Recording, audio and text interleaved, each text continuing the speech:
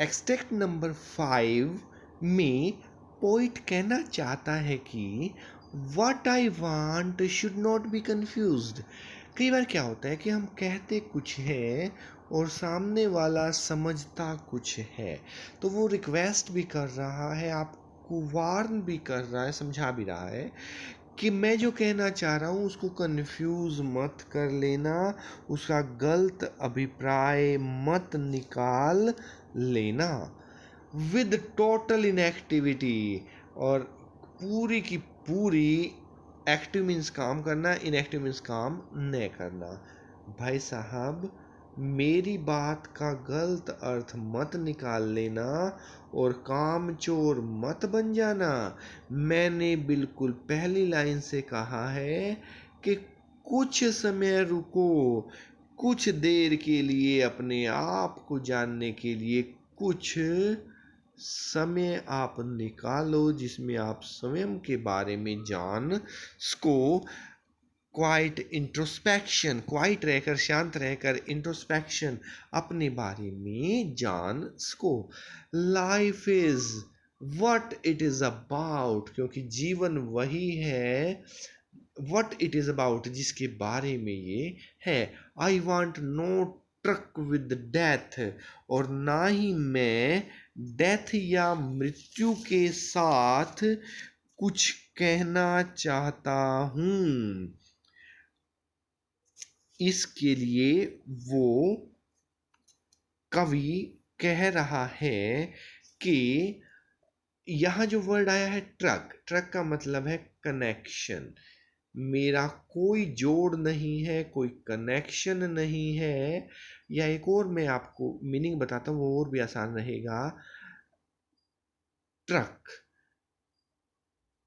Track, track means रास्ता, जिस रास्ते पर ये ट्रक के पहिए लगा देते हैं आगे बढ़ रहा है, उससे मेरा कोई लेना देना नहीं है, कोई ट्यूनिंग भी नहीं है। TUNING, ट्रक से मेरी कोई ट्यूनिंग नहीं है, कोई कनेक्शन नहीं है।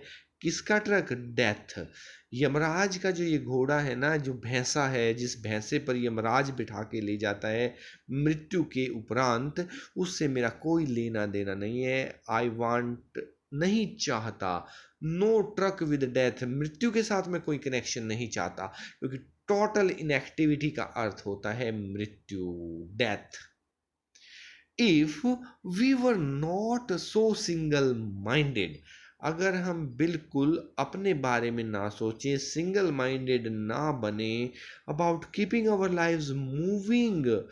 ये देखिए, दिमाग का एक पहलू है चलना, जीवन का नाम, चलते रहो सुबह शाम, लगातार चलना, ये भी केवल एक ही पहलू है। And for once could do nothing, और एक क्षण के लिए कुछ ना करें। पूरा जीवन चलता रहे लेकिन कुछ समय हम अपने लिए भी अलग से निकाल सके। ब्लैक एंड वाइट, जीवन चलता रहे लेकिन अपने लिए समय भी जरूर निकालें, और हम कुछ क्षण के लिए, फॉर वंस, एक बार के लिए ही सही, कुछ ना करें। परहैप्स अ ह्यूज साइलेंस, और ये चुप्पी कुछ सेकंड से लेकर अधिक समय तक की हो सकती है। जैसे हम आगे बढ़ते जाएं, हमारी शांति का समय बढ़ सकता है, हमारे ध्यान केंद्रित करने का समय बढ़ सकता है। Perhaps a huge silence might interrupt this sadness, और बहुत ज़्यादा तो हमने कभी नहीं करना है, हमने शुरुआत ही करनी है, अंतिम लक्ष्य तक नहीं पहुंचना, क्योंकि वो जो है माइट, ऐसा हो सकता है, इंटरप्ट, रोक दे, दिस सैडनेस, और उदासी भरा भी हो सकता है, वो हमें परेशान करने वाला भी हो सकता है। इसलिए हमें बहुत ज़्यादा साइलेंट नहीं होना है, जीवन को चलते रहना चाहिए, केवल थोड़े क्षण के लिए ही हम शांत हो जाएं। क्वेश्चन आंसर देखते हैं। पोइम वही है, कीपिंग क्वाइट, पोइट वही है, पैब्लो नेरूडा। क्वेश्चन नंबर 2 देख लेते हैं। What does the poet want? कवि क्या चाहता है? पोइट इसमें क्या चाहता है?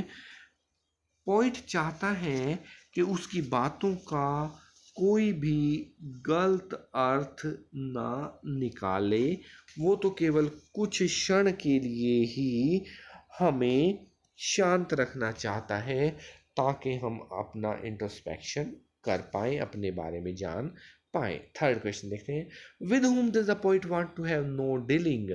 वो क्या कहता पोइट के किसके साथ मेरी कोई डीलिंग नहीं है? उस वो कहता है कि मेरी कोई भी ट्रक, मेरी कोई भी ट्यूनिंग, मेरा कोई भी कनेक्शन डेथ के साथ नहीं है। तो इस क्वेश्चन का आंसर आ जाएगा डेथ।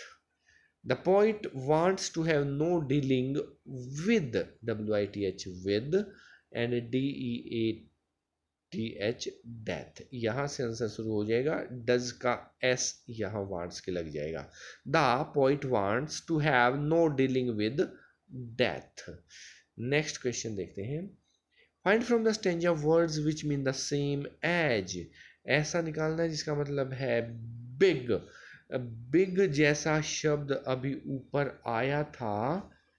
बिग का मतलब है HUGE, ह्यूज।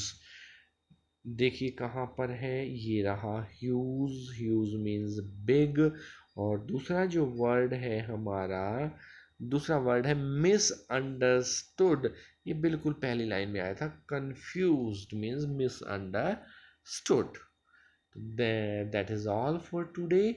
आप ये सारे पैसेज अपनी नोटबुक में नोट डाउन कर सकते हैं, क्वेश्चन आंसर्स को। और कहीं पर भी कोई प्रॉब्लम आती है तो कमेंट में डालकर आप पूछ सकते हैं। That is all for today. कल फिर मिलेंगे एक नए पैसेज के साथ।